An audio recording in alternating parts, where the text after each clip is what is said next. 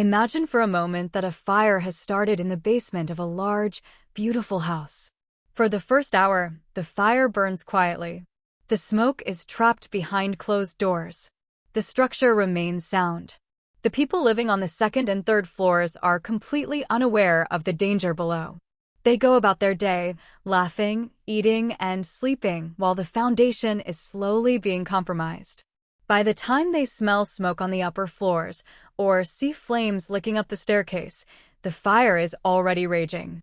At that point, saving the house becomes a desperate battle for survival rather than a simple prevention measure. This house is the human brain, and the fire is Alzheimer's disease. For decades, medicine has been trying to put out the fire only after the flames have engulfed the roof, after memory loss, confusion, and personality changes have already set in. But we now know that the biological fire of Alzheimer's begins decades before the first symptom appears. The toxic proteins that damage brain cells start accumulating 10, perhaps even 20 years before a person forgets a grandchild's name or gets lost driving home. This silent phase of the disease presents the single greatest opportunity for modern medicine. If we could find the people whose basements are just starting to smolder, we might be able to intervene with powerful new treatments to stop the fire before it ever spreads to the rest of the house. But this creates a massive scientific paradox. How do you treat a patient who doesn't feel sick? How do you find people who have the biological seeds of Alzheimer's but are still performing perfectly at work, driving their cars, and living normal lives? This is the central challenge that has stalled progress for years. Clinical trials for preventative drugs need thousands of these specific, silent phase volunteers. But finding them is like looking for a needle in a haystack. Researchers often have to screen hundreds of people just to find one who fits the right biological profile. It is slow, it is expensive, and it delays life-saving science by years. Today, we are going to explore a groundbreaking scientific initiative that attempts to solve this exact problem. It is a massive, observational study that doesn't take place in a hospital or a laboratory, but in the living rooms of thousands of ordinary people. It uses the internet, advanced algorithms, and digital cognitive testing to revolutionize how we identify those at risk. This is the story of the Webstudy designed to accelerate Alzheimer's prevention. To understand why the study is so critical, we first need to look at the enemy it is fighting. Alzheimer's disease is not just getting old. It is a specific, physical disease process. It involves the accumulation of two sticky proteins in the brain, amyloid and tau. Amyloid acts like sludge, building up between brain cells and disrupting their communication. Tau acts like tangles inside the cells, causing them to collapse and die. Current research suggests that amyloid buildup is the earliest sign. It's the spark in the basement. A person can walk around with high levels of amyloid in their brain for years and still score perfectly on a standard memory test at the doctor's office. This is because the human brain is incredibly resilient. It compensates. It rewires itself to work around the damage up to a point. Eventually, however, the damage becomes too great, the compensation fails, and symptoms crash in. The scientific community largely agrees that if we want to cure or prevent Alzheimer's, we have to intervene during that compensatory phase, when the person is still cognitively normal but biologically at risk. This brings us to the specific clinical trial we are analyzing today. This study is an observational, longitudinal registry. Observational means the researchers are not giving a drug or treatment in this specific phase. They are watching, measuring, and analyzing. Longitudinal means they track the same people over a long period of time to see how they change. The researchers leading this initiative recognized that the traditional way of recruiting for clinical trials was broken. Historically, if a pharmaceutical company wanted to test a prevention drug, they would put out ads in newspapers or on the radio asking for volunteers. People would come in, undergo expensive brain scans or spinal taps, and the vast majority would turn out to have no amyloid buildup. They were screen failures. This waste of time and resources meant that trials took years just to get started. The purpose of this web study is to create a trial-ready cohort. Think of it as a waiting room of pre-screened, highly motivated, and scientifically characterized volunteers who are ready to step into a drug trial the moment one becomes available. But how do you screen for a silent brain disease over the internet? You can't do a brain scan through a laptop. You can't draw blood through an iPad. The researchers hypothesized that while these high-risk individuals might not have obvious dementia, there might be very subtle, microscopic changes in how they think, changes too small for a doctor to notice during a conversation, but perhaps detectable by a computer.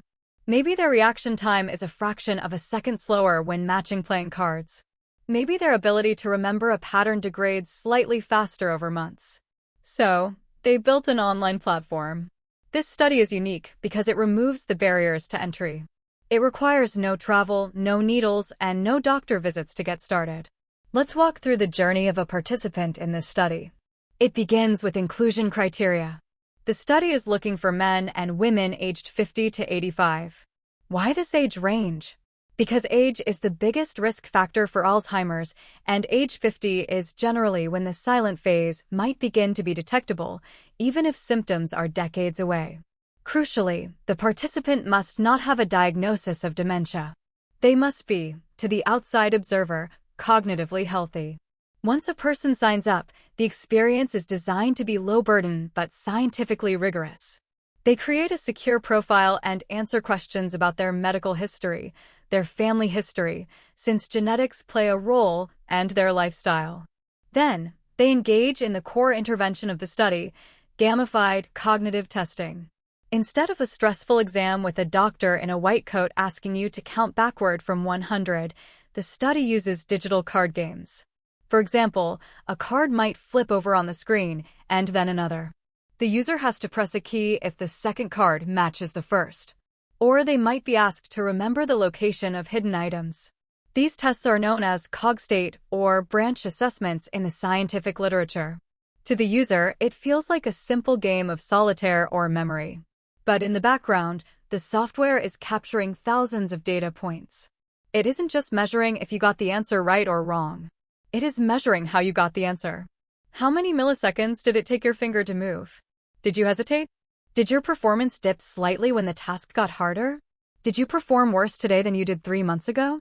Participants are asked to log in every 3 months, quarterly, to repeat these tests. This repetition is the secret sauce. A single test score tells you very little. You might have had a bad night's sleep, or you might be stressed. But a trend line over a year or 2 years is incredibly powerful. The researchers are looking for cognitive drift, a slow, imperceptible decline that deviates from normal aging. Behind the scenes, the study uses an advanced statistical algorithm. This mathematical model takes the data from the card games, combines it with the participants' age, sex, education level, and family history, and calculates a probability score. This score predicts the likelihood that the person has elevated amyloid in their brain. This is where the study becomes a bridge to the future of medicine. The web study is not just a registry, it is a funnel. Imagine the study recruits 50,000 people online. The algorithm analyzes them all. It identifies, say, 2,000 people whose digital performance patterns suggest a high risk of amyloid buildup. For those specific individuals, the study shifts from the virtual world to the real world. The researchers contact these high-risk participants and invite them to a physical clinic, a partner site located near their home. This is the next phase of the observational journey. If the participant agrees, they go to the clinic for biomarker confirmation. This is where the heavy science comes in. They undergo the definitive tests that can't be done online. This usually involves a PET scan, positron emission tomography, which uses a radioactive tracer to light up amyloid plaques on a brain image, or a lumbar puncture to check the cerebrospinal fluid for proteins. If these medical tests confirm what the computer algorithm predicted, that the person indeed has high amyloid, they are then invited to join the Trial-Ready Cohort. They are now part of an elite group of volunteers who are primed and ready for clinical trials, testing the newest experimental drugs. This structure solves the needle in the haystack problem. Instead of a drug company spending millions to screen random people, they can come to this study's organizers and say, "We have a new drug that prevents plaque formation. We need 500 people with early-stage amyloid buildup." The study organizers can essentially open the door to the waiting room and say, "Here they are. They are ready. They are consented, and we know they have the pathology you are targeting. Let's delve deeper into the scientific criteria for the population. The study excludes people who already have dementia. This is a vital distinction. Once dementia sets in, the brain damage is often extensive and irreversible with current technology. The scientific goal here is secondary prevention. Primary prevention would be stopping the disease before it starts, perhaps through diet or exercise. Secondary prevention is stopping the disease after the biological changes start, amyloid buildup, but before the clinical symptoms, memory loss, appear. This focus on the pre-symptomatic population is why the age floor is set at 50. It captures the window of opportunity. The upper age limit of 85 is usually set because, after that age, other health conditions often complicate the data, making it harder to isolate Alzheimer's pathology from general frailty or vascular issues. The outcome measures of the study, what the researchers are actually measuring, are distinct from a drug trial. In a drug trial, the outcome is, did the patient get better? In this web study, the primary outcome is the successful recruitment and characterization of the cohort. They're measuring the validity of their algorithm. They're asking, can a web-based card game accurately predict the result of a $5,000 brain scan? If the answer is yes, the implications are staggering. It would mean that in the future, screening for Alzheimer's risk could be as simple as playing a game on your phone once a year, accessible to anyone with an internet connection, anywhere in the world. Now, let's look at the results and findings that have emerged from this massive undertaking so far. Since its launch, the study has successfully recruited tens of thousands of participants. The sheer volume of data is unprecedented. One of the key findings published by the researchers relates to the feasibility of remote monitoring. They found that older adults, even those in their 70s and 80s, are willing and able to engage with digital health tools. The completion rates for the online cognitive tasks have been robust. This challenges the ageist assumption that seniors cannot navigate complex digital interfaces. The study proved that if you design the tool well, the population will use it. Another crucial finding involves the correlation between the digital tests and the biological markers. While the algorithm is not perfect, data suggests that certain patterns of decline on the one-card learning test, a specific memory task used in the study, do indeed correlate with amyloid burden. Participants who showed a specific type of subtle slowing or error pattern were statistically more likely to have positive biomarkers when brought into the clinic. This validates the core hypothesis: the digital fingerprint of the disease exists before the clinical diagnosis. However, the results also highlighted a significant challenge in medical research: diversity. The initial waves of recruitment for the web study were heavily skewed. The majority of participants were white, highly educated, and female. This is a common issue in medical research. People who volunteer for science tend to be those with better access to healthcare and higher trust in medical institutions. This lack of diversity is a scientific problem because Alzheimer's affects different populations differently. African Americans and Latinos, for example, are statistically at higher risk for dementia than whites, yet they are vastly underrepresented in trials. If the algorithm is trained only on the data of white, college-educated professors, it might not work as well for a blue-collar worker from a different background. Recognizing this, the researchers have been transparent about these demographic limitations and have launched targeted initiatives to broaden the recruitment pool, ensuring the trial-ready cohort looks like the real world. The study has also generated data on retention. In any long-term study, people drop out. They get bored, they get busy, they move away. The web study has provided valuable insights into how to keep people engaged over years. They found that regular feedback, letting people see their own scores and understanding their contribution to science, was a key motivator. Participants aren't just data points, they are partners. Let's discuss the risks and uncertainties. Since this is an observational study involving online tests, the physical risks are minimal. There are no side effects from a website.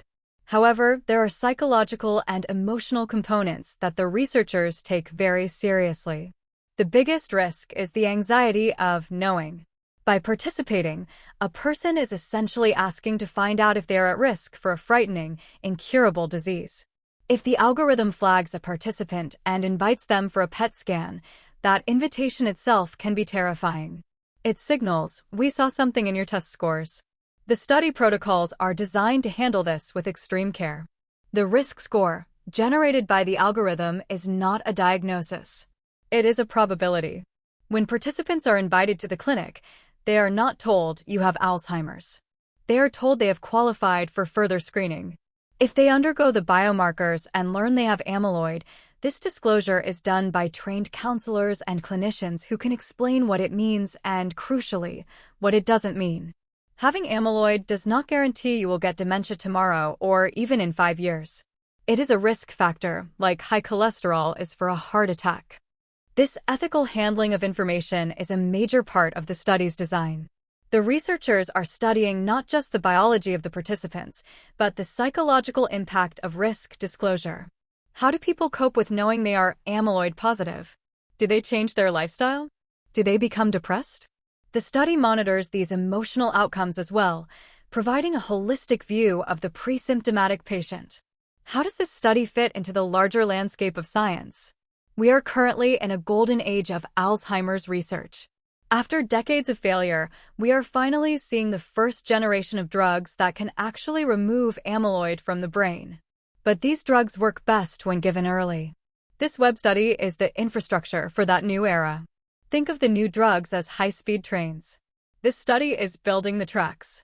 Without a mechanism to quickly identify early-stage patients, the drugs cannot be deployed effectively in trials or in clinical practice.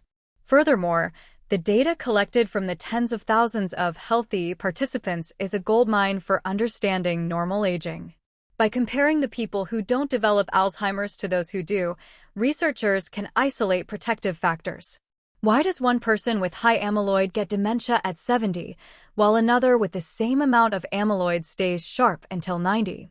The answer might lie in the cognitive reserve or lifestyle factors documented in the web study's massive database. The study also represents a shift toward decentralized clinical trials. In the past, you had to live near a major university hospital in Boston, London, or New York to participate in cutting-edge research. This model democratizes access. A person living in a rural farmhouse 500 miles from the nearest research center can contribute to the data set for months or years via the web, only traveling when absolutely necessary. This increases the generalizability of the scientific findings. To summarize the observational journey for a viewer who might be curious about what participation looks like. It starts with a website visit. You read a consent form that explains the data privacy, highly secure, encrypted, ID-coded, and the goals. You register. You sit down with a cup of coffee and play the games for about 20 to 30 minutes. You might find them challenging or easy. You get a score. Then you go back to your life. 3 months later, you get an email reminder. You do it again. Over time, you are contributing a digital self-portrait of your brain's function. If your portrait remains stable, you are providing crucial control data. If your portrait shows specific changes, you become a candidate for the next level of investigation. You become a potential citizen scientist who could be the key to testing the cure. It is important to clarify that this script is an educational overview of the scientific design and purpose of this specific trial registry. It is not a recommendation to join. Participation in research is a deeply personal decision that involves weighing the desire to help science against the emotional weight of potentially learning about one's own health risks. This study is ongoing. The researchers are constantly refining the algorithms as more data comes in. The more people who participate, the smarter the computer becomes at distinguishing between normal aging, forgetfulness, and the specific pathological decline of Alzheimer's. In conclusion, the Alzheimer Prevention Trials Webstudy represents a fundamental shift in how we approach medical research. It moves the battlefield from the hospital ward to the home computer. It moves the timeline from after symptoms appear to before the damage is done. By leveraging the power of the internet and big data, researchers are trying to buy us time. They are trying to identify the smoke before the fire becomes uncontrollable. It is a complex, massive, and ambitious project that relies on the partnership between advanced technology and ordinary human volunteers. As we look to the future, The success of this study could mean that one day, Alzheimer's is treated not as a terminal decline, but as a manageable condition detected and stopped years before it ever steals a memory. Stay curious, stay informed, and continue to watch the horizon of medical science as it expands every day.